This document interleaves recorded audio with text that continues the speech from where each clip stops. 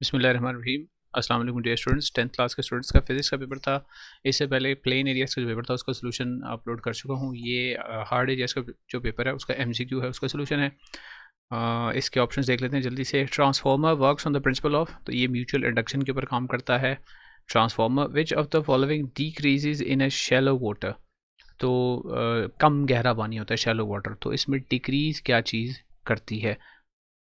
अच्छा, इस वाले में दोनों ऑप्शंस ठीक हो सकती हैं क्योंकि शैलो वाटर के अंदर ना डिक्रीज़ होती है स्पीड, तो स्पीड के साथ वेवलेंथ भी डिक्रीज़ होती है। फ्रीक्वेंसी टाइम पीरियड जो है वो सेम रहते हैं, तो ये भी ठीक है, ये भी ठीक है वैसे। लेकिन आई थिंक स्पीड वाला जो है वो करेक्ट मानेगा, लेकिन दोनों ही पे करेक्ट होने चाहिए, दोनों ही करेक्ट होने चाहिए। Okay, quality of sound distinguishes between two sounds of same loudness and same pitch.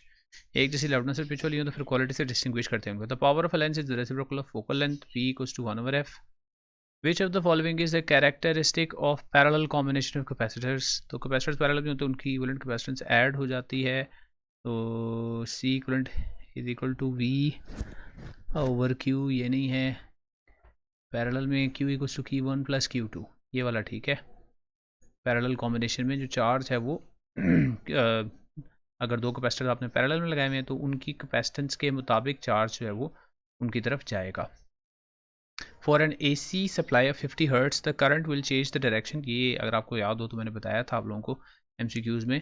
अगर 50 हर्ट्स है तो करंट दो दफ़ा डायरेक्शन एक साइकिल में बदलता है, तो 50 हर्ट्स का मतलब है 50 साइकिल्स में 100 टाइम्स वो चेंज करेगा। Which one of the following pairs of materials consist of conductors only, सिर्फ कंडक्टर्स होने चाहिए। Gold, plastic, insulator, copper, silk नहीं है, एल्यूमिनियम और आयरन। इसमें एक ही ऑप्शन है, aluminium and conductor, sorry aluminium and iron जो कंडक्टर्स हैं, sorry. If number of turns of a coil is change from n to 3n then induced EMF E will be, तो induced EMF जो है वो proportional to होती है number of turns के, तो अगर 3 टाइम्स हो गए तो वो 3E हो जाएगी, यानी इंक्रीज हो जाएगी 3 टाइम्स। और उसके बाद है the given which logic gate is shown in the figure, तो ये नॉट गेट शोन है जी, नॉट गेट। उसके बाद आगे है which technology is used in cell phones, radio waves, optical fibre, electrical signals, magnetic waves. तो radio waves communication, mobile phone की communication के लिए रेडियो वेव्स इस्तेमाल होती हैं।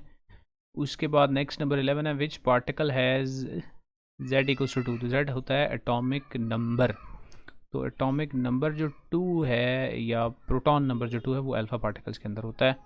Unit of electric field intensity, it is force acting per unit charge electric intensity, तो इनमें से न्यूटन पर कूलम होगा, ऑप्शन नंबर बी है। तो ये आपके MCQ के सोल्यूशन कंप्लीट हो गए। इंशाल्लाह कोशिश करता हूँ सब्जेक्टिव का भी सोल्यूशन जल्द से जल्द चैनल पे अपलोड कर दूँ आप लोगों के लिए। तो see you in the next video then इंशाल्लाह।